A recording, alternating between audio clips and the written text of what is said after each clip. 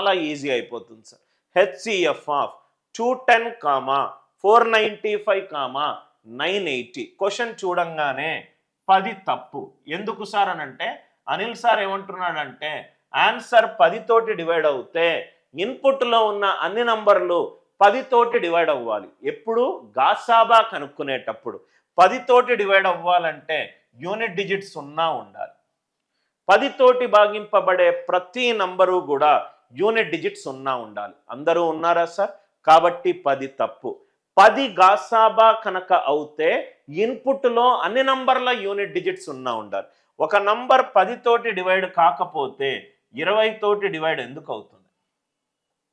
20 తోటి ఎందుకు అవుతుంది? 10 తోటే భాగాహారింపబడని నెంబర్ 20 తోటి ఎందుకు అవుతుంది?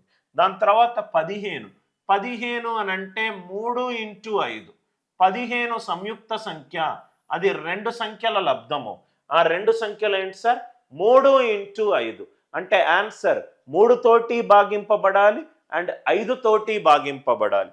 3 తోటి భాగింపబడాలి అని అంటే 3 యొక్క భాజనీయత సూత్రం ఏంటి? ఒక సంఖ్యలో ఉన్న అంకెల మొత్తము 3తో భాగింపబడాలి. 9 + 8 + 0, 9 + 8 + 0, 17.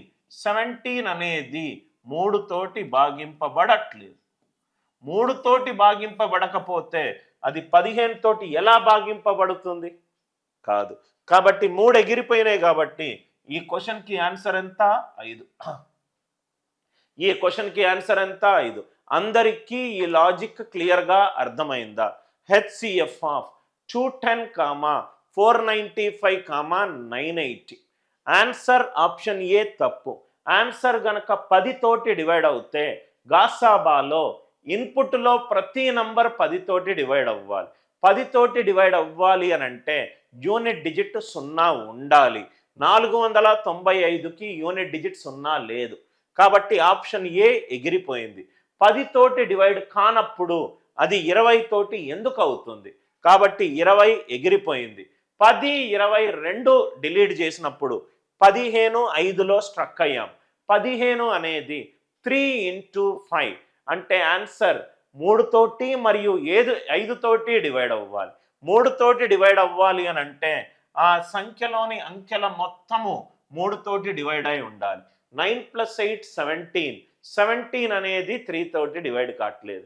I hope you all are enjoying this beautiful way of solving this question.